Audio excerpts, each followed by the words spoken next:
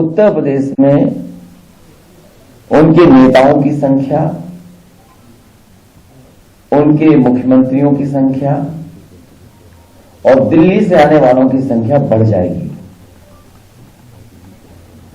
और इसमें भी कहीं हम लोगों को कोई शक नहीं था कि जहां पॉलिटिकल पार्टीज आएंगी या उनके नेता आएंगे, उनके सहयोग के लिए इनकम टैक्स, ईडी, सीबीआई और भी संस्थाओं का सहारा लेकर के अटैक करने का काम करेंगे। अभी तक तो ये संस्थाएं उनके लिए थी जो सरकार में हैं, उनकी सरकार कैसे हटाएं, उसके लिए इन संस्थाओं का इस्तेमाल किया जाता था।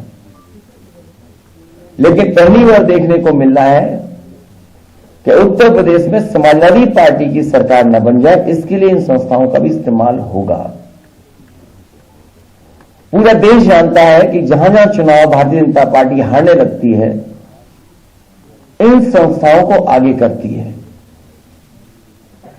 जहां तक ईडी, सीबीआई या अपने कागजों को दिखाने का काम, हमें बहुत पुराना अनुभव है और इसलिए अनुभव है कि भारतीय जनता पार्टी भी कांग्रेस के रास्ते पर जा रही है। भारतीय जनता पार्टी वही तरीके अपना रही है जिसमें केंद्रीय जो एजेंसीज हैं उनसे कैसे डराया धमकाया जाए। लेकिन जिस तरीके का माहौल उत्तर प्रदेश में है, योगी सरकार बचेगी नहीं। जनता ने मन बनाया है कि योगी सरकार उत्तर प्रदेश में बनेगी और इनसे ज्यादा अनुपयोगी कोई हो नहीं सकता था जिसने उत्तर प्रदेश को बर्बाद किया। ये अनुपयोगी हैं, अनुपयोगी हैं। इन्होंने इतना नुकसान किया उत्तर प्रदेश की जिसकी आपकी कल्पना नहीं की जा सकती है। गृह राज्य मंत्री टहनी, कौन नहीं जानता उन पे आरोप क्या है। गृह राज्य मंत्री टहनी, उन पे क्या आरोप है? क्या दिल्ली की सरकार नहीं जानती? क्या उत्तर प्रदेश की सरकार नहीं जानती? और जब उत्तर प्रदेश की सरकार की जांच में उनके नाम आ गए और कहीं ना कहीं उनके ऊपर उंगली उठी है, तो आखिरकार सरकार क्यों बचा रही है उसको? क्या कारण है कि सरकार उन्हें बचाने का काम कर रही है? जो हमारे अन्नदाता हैं, जो अपने हक और सम्मान के लिए गए थे, अपने हक की लड़ाई को लड़ने गए थे, पीछे से थार जीप ने उन्हें कुचल दिया। किसानों की जान चली गई, पत्रकार की जान चली गई। दोषी कौन है? जांच में यह बात साफ है कि देश के गृह राज्य मंत्री, उन पर उंगली उठी है, उनके बेटे पे उंगली उठी है, भारतीय जनता पार्टी के कार्यकर्ताओं पे उंगली उठी है। लेकिन आखिरकार सरकार क्यों नहीं सजा दे रही है? क्यों ध्यान हटाना चाहती है? मंच पर जो हंगामा हुआ, निषाद समाज के साथ जो धोखा हुआ, केवल निषाद समाज नहीं बल्कि पिछड़े, अति पिछड़े, दलित, अल्पसंख्यक और बड़ी संख्या में हमारे अगले लोग, मोहम्मद समाज के साथ जो हुआ, कौन नहीं जानता? और मंच पर किस खुशी के साथ बुलाया गया था निषाद समाज के लोगों को। उन्हें वादा किया गया था कि आपकी सब मांगे पूरी हो जाएंगी, आरक्षण मिल जाएगा। लेकिन मुझे खुशी है इस बात की कि निषाद समाज ने अपनी मांग को नहीं छोड़ा। उन्हें अगर मंच पर भी चढ़ना पड़ा होगा तो मंच पर चढ़ गए और सरकार के कानों तक अपनी आवाज पहुंचाने का काम किया। दिन रात लगे रहे उसमें कि यह खबर न चल जाए। बड़े बड़े अधिकारी लखनऊ से ये कोशिश करते रहे, दिल्ली तक दबाव बनाया कि ये खबरें न चल जाएं कि किस तरीके के निषाद समाज वहां पर अपने हक के लिए और अपने सम्मान के लिए लड़ रहा है।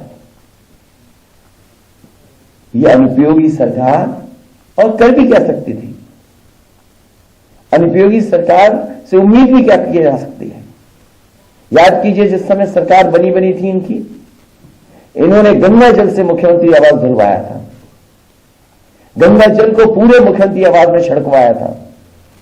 कभी किसी मुख्यमंत्री ने ऐसा नहीं किया होगा जैसे ये अनुपयोगी मुख्यमंत्री ने करके दिखाया। पूरे के पूरे मुख्यमंत्री आवास में गंगा जल से छिड़काने का काम हुआ था। और जब मुझे याद है सुप्रीम कोर्ट का फैसला आ गया, माननीय सुप्रीम कोर्ट का फैसला था कि जो पूर्व मुख्यमंत्री हैं उनके घरों में वो रह नहीं सकते हैं। उस समय मुझे याद है कि नेताजी इन्हीं अनुपयोगी मुख्यमंत्री से मिलने गए थे। जब मेरी जानकारी में ये बात आई तो मैंने उस समय भी रोका था नेताजी को कि आप मत जाइए इस मुख्यमंत्री से मिलने के लिए। लेकिन नेताजी को क्योंकि पॉलिटिकल शिष्टाचार में उन्हें लगा कि शायद ये घर हमारे जो लीडर ऑपोजिशन हैं उनके नाम पर आवंटित हो जाएगा, तो हम जब तक अपने घर नहीं बना पाए या रहने का इंतजाम नहीं कर पाएंगे तब तक रह पाएंगे। लेकिन मुझे याद है जैसे ही नेताजी मुख्यमंत्री आवास से बाहर निकले हैं, उन्होंने दस्तखत कर करके और तुरंत नोटिस देकर कि तुरंत घर खाली कराए जाए। यह अनुपयोगी सरकार, और कैसे कोई भूल सकता है कि सरकार बनते ही एक कुदाल मंत्री को निकाल दिया था इन्होंने। वो जहां जाते थे कुदाल लेकर के जाते थे। जेपी नायसी में कुदाल लेकर के गए, जो पुराना हेरिटेज एरिया डेवलप हुआ था वहां कुदाल लेकर के गए, कुदाल चलाते थे, खुद जांच करने जाते थे। और उन्होंने कहा कि ये बताइए इतना ऊंचा हेलीपैड क्यों बन गया। जब उन्होंने जेपी नायसी की ऊंची बिल्डिंग पर देखा कि यहां पर हेलीपैड बन गया है, हेलीपैड बना हुआ है, तो उन्होंने कहा डिजाइन रॉन्ग है, ये किसकी सूझबूझ है कि इसमें बन गया है हेलीपैड। और याद कीजिए जब उन्होंने कुदाल चलाई थी हेरिटेज एरिया पर, तो कुदाल पत्थर नहीं तोड़ पाई थी। जांच के बाद जांच के बाद जांच, उसके बाद जो ठेकेदार थे उन्होंने बदल में ले लिया। और जांच चली रही है, लेकिन अभी भी वो जेपी नायसी अभी पूरी नहीं हुई है। इसी तरह एक्सप्रेस वे का कोई किलोमीटर नहीं बचा जिसको खोदा न गया हो। कोई किलोमीटर नहीं बचा जहां पर खोद करके ना देखा गया हो। इस अनुपयोगी सरकार ने सभी तहसीलों के कागज निकलवा करके देखे, सब तहसीलें चेक करने की रजिस्ट्रियां हुई हैं कि किसके नाम पे हुई हैं। क्या मिला अनुपयोगी सरकार को? और यही रिवर फ्रंट, एक रंगी लोग क्या जाने जीवन में रंग का क्या महत्व है। ये नदी का किनारा, गोमती फ्रंट, जिसमें रोशनी होती थी शाम को, ठेले लगते थे, कारोबार होता था, लोग आइसक्रीम खाने जाते थे, घूमते थे। लेकिन क्या की? जांच कर दी। और जांच पे क्या नहीं किया, ईडी, सीबीआई और जो कुछ हो सकता है सरकार पिछले 4.5 साल से कर रही है। गोमती साफ नहीं हो पाई। 900 मीटर केवल अगर बन जाता, 900 मीटर अगर नालों को न जाने दिया जाता, तो आज लखनऊ शहर में गोमती साफ बह रही होती। और इसीलिए उत्तर प्रदेश के अनुपयोगी मुख्यमंत्री जी, उन्होंने डुबकी नहीं ली, क्योंकि वो जानते हैं जो नदी हिंडन है वो गंदी है, जो नदी गोमती है वो गंदी है, यमुना नदी गंदी है, और जितनी भी सहायक नदियां जो जुड़ रही गंगा में, उन गंगा की नदियों में किसी की सफाई नहीं की गई। मां गंगा के नाम पर जितना पैसा आया, इस भारतीय जनता पार्टी की सरकार ने लूटने का काम किया। कौन भूल जाएगा गोरखपुर की वो दुकानें टूटना। मुख्यमंत्री ने, अनुपयोगी मुख्यमंत्री ने अपनी दुकानों पर बुलडोजर चलाया। कागजों में कब सरकारी रोड इनकी दुकान बन गई और उसका मुआवजा उठा लिया, नई सड़क बना ली, नया कॉम्प्लेक्स बना रहे हैं। और मुआवजा कितना उठाया सरकार ने, कम से कम सरकार को बताना चाहिए कि अनुपयोगी मुख्यमंत्री ने अपनी दुकानें तोड़ करके, जो कभी सरकारी जमीन पे बनी थी, उस जमीन को कागजों पे इधर उधर कर करके कितना मुआवजा मुख्यमंत्री अनुपयोगी ने उठाया है। और यही नहीं, जो यूनिवर्सिटी बनी है वो कभी तालाब था, वेटलैंड थी।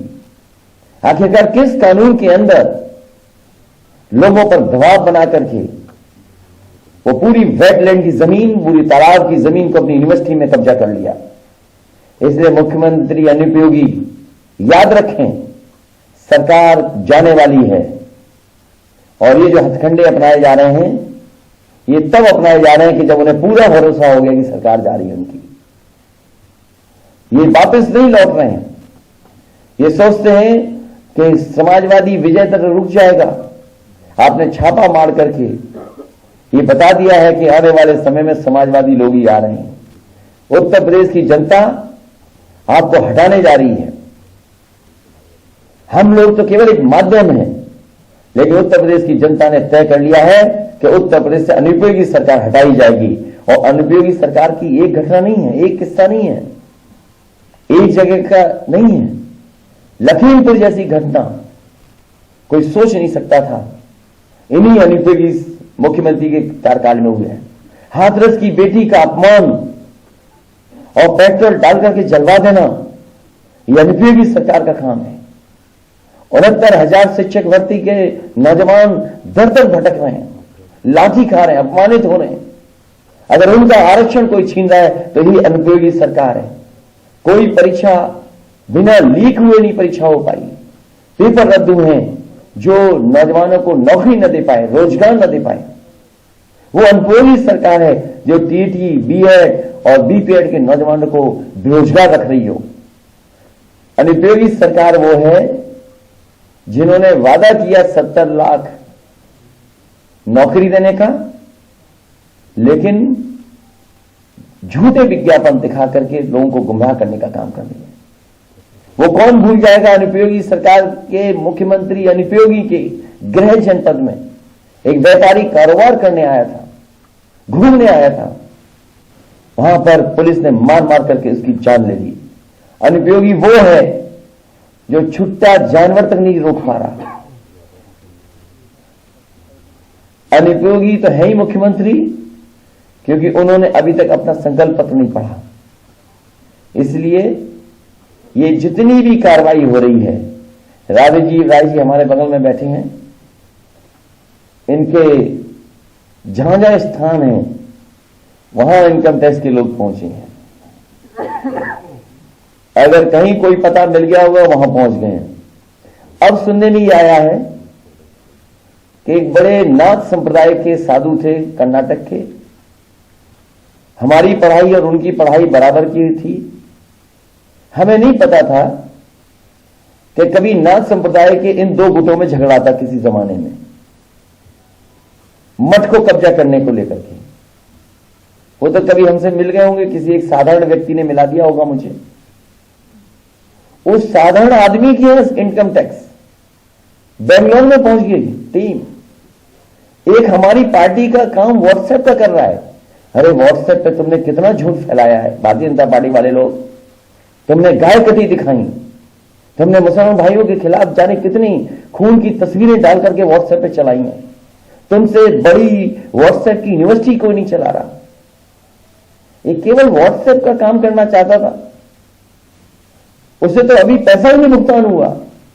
क्योंकि हम लोग टेक्नोलॉजी समझते हैं, चीजें समझते हैं कि टेक्नोलॉजी क्या है, लेकिन अनुपयोगी मुख्यमंत्री टेक्नोलॉजी नहीं जानता। और हमारे बगल में लीडर पोजीशन बैठे हैं, वो जानते हैं अगर कंप्यूटर दिखा दोगे अनुपयोगी मुख्यमंत्री को तो हो सकता है डर जाए, भाग जाए देख करके। और अगर अगली बार आपको कुछ डराना हो अनुपयोगी मुख्यमंत्री को तो अपने हाथ में लैपटॉप ले जाना है, स्मार्टफोन कहना चला के दिखा दो। अगर ना प्रेस कॉन्फ्रेंस छोड़ कर भाग जाए तो बताना मुझको। तो उसके यहां इनकम टैक्स, यहां पर आप लोगों का, हम लोगों का साफ सफाई का, कार्यालय के इंतजाम को देखने वाला। और फिर ओएसडी कैसे बनाए जाते हैं आपको पता है, जो भी सहयोगी मुख्यमंत्री का होता है उसको बना दिया था ओएसडी। उसके घर पे छापा, टाइल्स तोड़ दी गई, बिस्तर फाड़ दिया गया, सोफा फाड़ा है, अभी पुलिस बैठी है वहां पर। ये मैंने आपको एक बार इशारा किया था, याद कीजिए आपको, और एक मैंने टीवी इंटरव्यू में भी कहा था कि कन्नौज के चुनाव को हराने के लिए मुख्यमंत्री किस जाति के हैं, पुलिस का कप्तान कन्नौज का किस जाति का था, कानपुर में उस समय अधिकारी किस जाति का था, डीजीपी किस जाति का था। ये चारों मुख्यमंत्री आवास में बैठ करके साजिश कर करके कन्नौज का चुनाव हराने का काम किया था। मैं जानना चाहता हूं, जो जाति के आधार पर बात करते हैं, ये चारों किस जाति के लोग थे, किस जाति से संबंध रखते थे चारों लोग?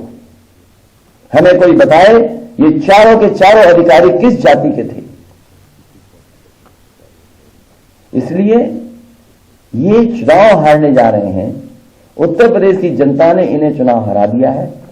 ये कितने भी साजिश कर लें, कितने भी षड्यंत्र कर लें, समाजवादी विजय रथ रुकने वाला नहीं है। समाजवादी विजय रथ उसी दिन रुकेगा जिस समय कालिदास में समाजवादी सरकार जनता बनवा देगी। आप सबका बहुत बहुत धन्यवाद। सर, संजय निषाद ने पहले कहा कि हम जो है, उनका वीडियो दिखा दो अगर किसी के पास हो। छापा जो है वो गलत है। अगर संजय निषाद जी वाला यही है, चल रहा था, एक बार संजय निषाद जी वाला वीडियो चलवाइए। ये दिल्ली से फोन का कमाल है। और मैं आपसे कहना चाहता हूं, ये बात वीडियो देख लो, उसके बाद बात पूछेगा।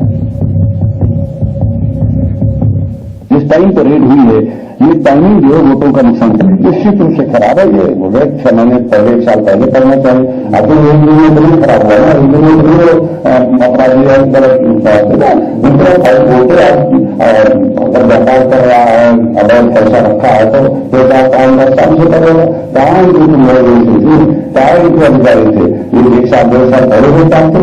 आप बहुत गुस्सा लगवा देते हैं कि बिना परिवार के लोग गुस्से में आ जाए, अब सरकार के खिलाफ लोग नहीं जाते। तो अधिकारी ये मानते चलो कि सरकार के खिलाफ निगेटिव वोट पैदा करना, निगेटिव प्रचार करते ऐसे अधिकारी ऐसे बड़े समय पर जाएगा। इस तरह से हुआ, इससे नुकसान होगा, इससे कोई से नुकसान होगा। कुछ लोग गुस्से में आएंगे। हम कहते हैं कि गलत क्या है, सही क्या है, कोई फैसला करती है। रेट डाल देना, किसी को पकड़ के बंद कर देना, ये तुरंत उसको आगे बात को अधिकारियों करना, किसी को अधिकारी वैसे तो गलत करना भी गलत।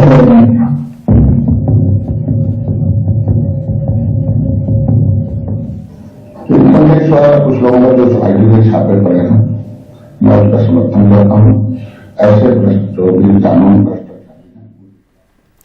तो अपने करीबियों पर हो रहे इनकम टैक्स विभाग के छापों के बाद अखिलेश यादव ने प्रेस कॉन्फ्रेंस कर रहे हैं इस वक्त, और बीजेपी और योगी सरकार पर जमकर उन्होंने हमले बोले हैं।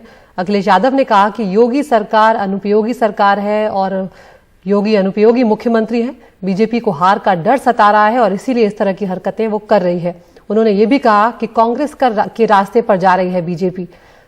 अखिलेश यादव ने यहां पर कहा कि गृह राज्य मंत्री पर इतने आरोप लगे हैं, जांच में आया किसानों को कुचला है, लेकिन आखिर सरकार टेनी को क्यों बचा रही है। अभी सवाल जवाब इस वक्त चल रहे हैं, सुनते हैं क्या कह रहे हैं अखिलेश यादव।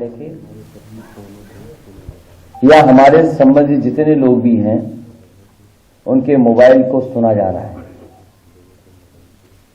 सबको लिसनिंग पे लगाया हुआ है, और मुख्यमंत्री खुद शाम को कुछ की रिकॉर्डिंग सुनते हैं। तो सोचिए, ये अनुपयोगी सरकार है। इसलिए आप लोग भी सावधान रहें। अगर हमसे संपर्क करते हो, फोन करते हो, तो ये मान के चलना कि आपकी रिकॉर्डिंग है।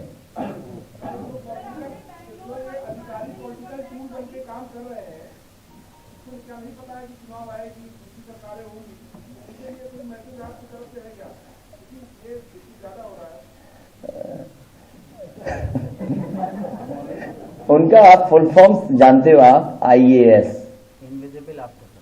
देखिए, जिनका फुल फॉर्म ही IAS है, इनविजिबल आफ्टर सरकार।